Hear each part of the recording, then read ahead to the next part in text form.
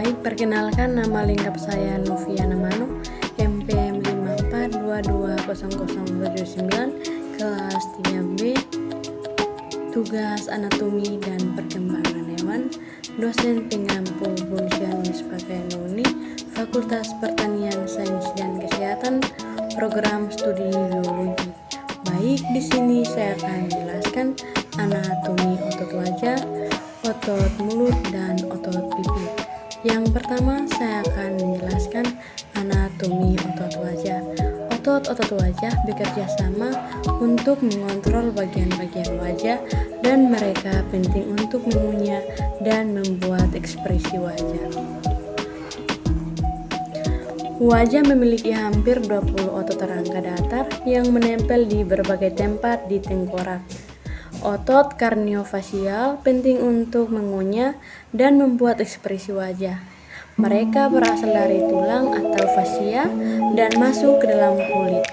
Otot karniofasial bekerja sama untuk mengontrol gerakan di bagian pipi, dagu, telinga, alis, kelopak mata, dahi, bibir, dan hidung, serta lubang hidung. Yang berikutnya, otot wajah bertujuan dari otot-otot wajah. Yang pertama, mengunyah.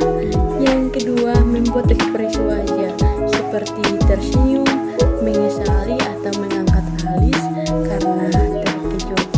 Yang berikutnya, otot-otot wajah yang terlibat dalam mengunyah.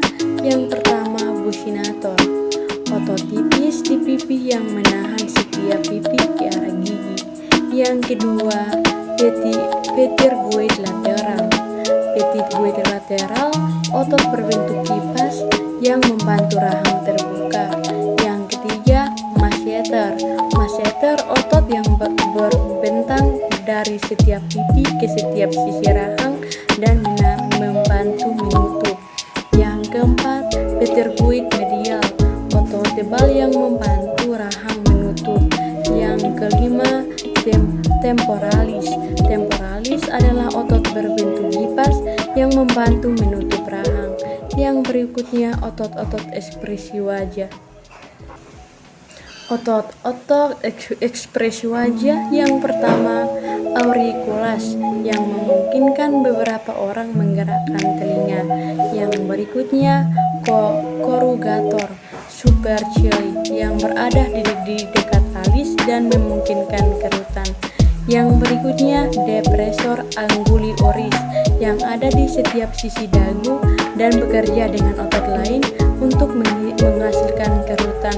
Yang berikutnya, depressor labii inferioris, otot di dagu yang membantu mengontrol gerakan di bibir.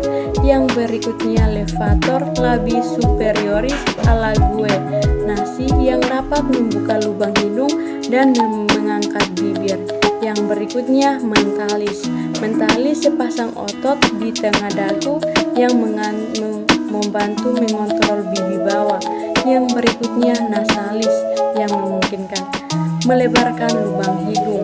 Yang berikutnya, occipitofrontalis, otot yang memanjang dari alis hingga bagian atas tengkorak yang dapat mengangkat alis dan mengerutkan. Yang berikutnya, orbicularis oculu, yang menutup kelopak mata. Yang berikutnya, obriculasioris, lingkaran otot di sekitar mulut yang menutup atau mengerutkan bibir. Yang berikutnya, procerus, otot di antara alis yang dapat menarik alis ke bawah dan membantu melebarkan lubang hidung. Yang berikutnya, risorius, yang terletak di setiap sisi mulut dan membantu tersenyum. Yang berikutnya, zygomatitis mayor dan minor, yang memungkinkan tersenyum. Yang berikutnya, fungsi-fungsi dari otot-otot wajah. Yang pertama, menentukan seperti apa rupa seseorang. Yang kedua, melindungi mata. Yang ketiga, menyimpan makanan dan minuman di mulut. Yang keempat, pembicaraan. Yang kelima, nyanyian. Yang keenam, siulan. Yang berikut, otot-otot wajah terletak di seluruh wajah. Mereka dapat diklasifikasikan berdasarkan lokasi umum.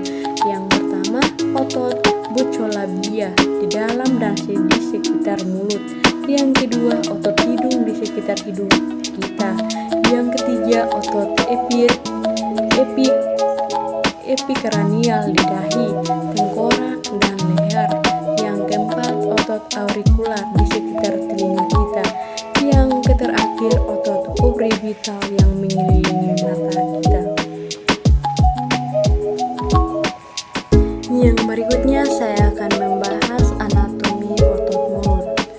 Mulut adalah rongga yang berada di antara pipi, bibir, lidah, tenggorokan, dan langit-langit mulut. Mulut menjadi jalur bagi keluar masuknya udara. Mulut juga menjadi gerbang utama bagi makanan dan minuman untuk masuk ke dalam tubuh. Tak ketinggalan, mulut atau rongga mulut adalah bagian anatomi tubuh yang berperan penting dalam menunjang aktivitas berbicara. Semua fungsi rongga mulut tersebut ditunjang oleh bagian-bagian mulut dari bibir, gigi, lidah, langit-langit mulut, dan pipi. Yang berikutnya saya akan membahas anatomi mulut bagian depan atau ruang depan. Mulut atau rongga mulut bagian depan vestibule berada di antara bibir dan pipi, serta rahang dan gigi. Struktur mulut bagian depan memiliki bentuk yang sekilas dengan takal kuda. Bagian mulut ini dapat melihat dengan mudah ketika bercermin. Yang pertama, kita akan lihat bagian-bagian mulut. Yang pertama, bibir. Yang kedua, gisi. Yang ketiga, gusi. Yang keempat, lidah bagian depan.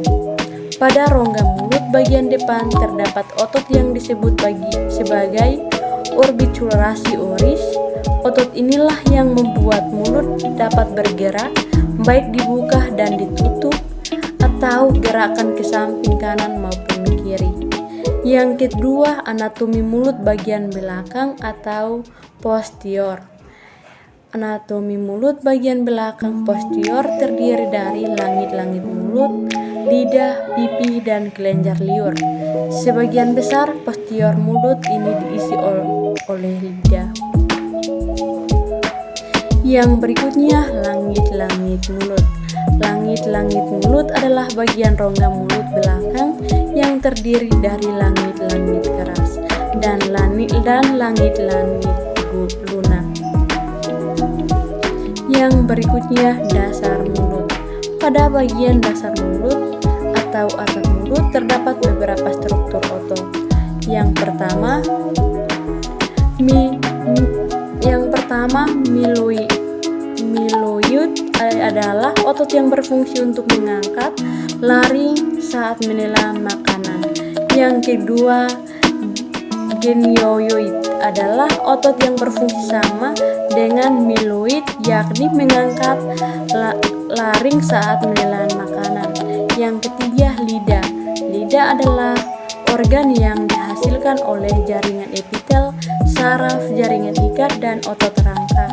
Yang keempat, kelenjar liur adalah kelenjar yang berfungsi memproduksi air liur. Yang berikutnya, pipi. Pipi adalah anggota rongga mulut bagian belakang yang letaknya di samping kanan dan kiri rongga mulut. Yang berikutnya kita akan membahas sistem saraf mulut. Yang pertama, berbicara tentang anatomi mulut tentang juga tidak terlepas dari pembahasan seputaran saraf di dalamnya. Yang berikutnya, saya akan menjelaskan anatomi otot pipi. Pipi terbentuk dari otot buccinator, yakni otot yang dilapisi oleh selaput lendir mulut. Inilah yang menyebabkan bagian pipi dalam selalu licin dan basah. Seketika mengunyah makanan, otot pipi kita bekerja sama untuk menahan makanan yang sedang dikoyak agar tetap berada dalam lingkungan gigi. Tulang pipi adalah satu dari 5 jenis tulang yang ada di struktur rangka manusia. Tulang ini disebut pipi karena memiliki permukaan yang lebih datar dari jenis tulang lainnya. Tulang pipi terdiri dari lapisan spons berongga di antara dua lapisan tipis, tulang kompak atau padat. Contoh tulang pipi yaitu tulang tengkorak. Yang berikutnya, bentuk tulang pipi. Bentuk tulang pipi umumnya datar dan tidak bulat. Meski begitu, pada beberapa bagian, tulang pipi berbentuk melengkung. Yang berikutnya, fungsi dari tulang pipi. Beberapa fungsi tulang pipi yang perlu kita tahu, saya akan menjelaskannya. Yang pertama, melindungi organ dalam. Lapisan tulang pipi yaitu tulang kompak dan tulang spons bekerja sama untuk melindungi organ dalam seperti otak, jantung, dan organ panggul. Misalnya seketika tulang tengkorak retak, otak kita tetap terlindungi dari cedera karena adanya lapisan dalam tulang pipi yaitu tulang spons. Yang kedua, menghasilkan sel darah merah. Tubuh secara rutin memproduksi sel darah merah baru untuk mengganti sel darah merah lama. Proses pembuatan sel darah merah ini disebut hematopoiesis.